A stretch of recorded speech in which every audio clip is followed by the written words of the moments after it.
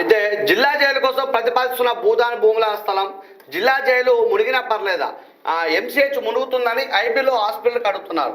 మరి ఆ ముంపు ప్రాంతం జైలుకు ఎలా కేటాయిస్తారు? వరదలు వచ్చినప్పుడు జైలు తలుస్తారా? జైలుకు వేరే దగ్గర స్థలం కేటాయించాలి. కరకట్ట కట్టేది రాళ్ళవాకు, గోదావరి కాదు. గతంలో వచ్చినట్టు భారీ వరదలు భవిష్యత్తులో రావా? అప్పట్లో పేషెంట్లు తరలించారు. ఇప్పుడు జైలు కడితే ఖైదీలను తరలిస్తారా?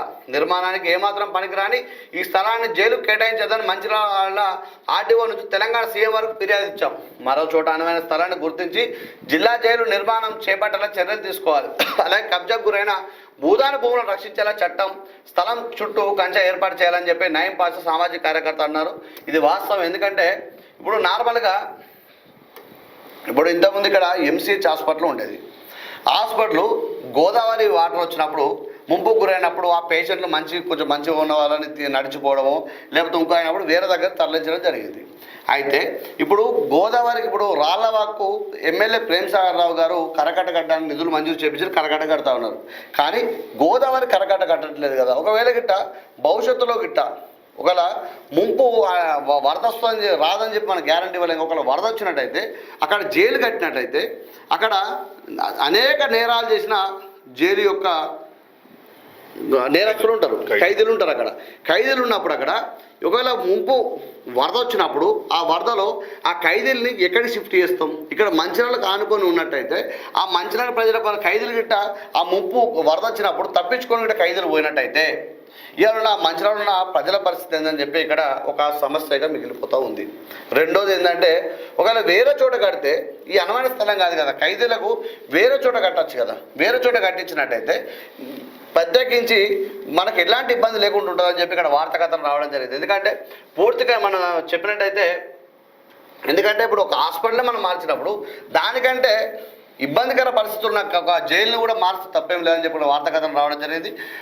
కోట్లు పెట్టి కట్టిన హాస్పిటల్ని మార్చెల్లో ఇంకా ఎటువంటి కన్స్ట్రక్షన్ కాలేదు కాబట్టి జైలుకు అటువంటి ముప్పు కానీ అటువంటి ప్రాబ్లం కానీ రాకముందే మార్చితే బాగుంటుంది.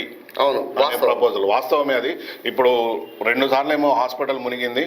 2 సార్లు మునిగినప్పుడు అందులో ఉన్న పేషెంట్లను ఇక్కడికి గవర్నమెంట్ హాస్పిటల్కి మార్చేళ్ళు, కానీ ఖైదీలను ఎక్కడికి మారుస్తారు? మనం కూడా అనేక నేరాలు చేసిన వాళ్ళు ఉంటారు. వాళ్ళు మార్చే టైంలో మనకు అందుబాటులో ఉంటారా?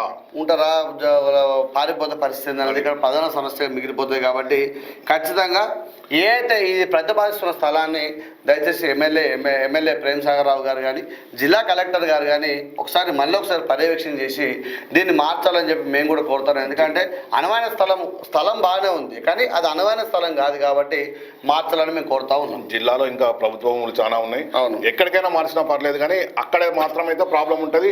ప్రాబ్లం వచ్చిన తర్వాత ఫేస్ చేసిన కన్నా ప్రాబ్లం రాకముందు ఫేస్ చేసి ఇప్పుడు మన ఈ హాస్పిటల్ గురించి ఎంత బాగా ఆలోచించిందో జైలు గురించి కూడా ఆలోచించాల్సిన ఎంతైనా ఉంటుంది. నార్మల్గా ఇక్కడ మార్కెట్ కడదామని చెప్పి అక్కడ ఐబీలో కట్టినారు, అది అద్దని చెప్పి ఇప్పుడు మంచి హాస్పిటల్ కడతా ఉన్నారు. అది గొప్పనైనా మంచి ఆలోచన.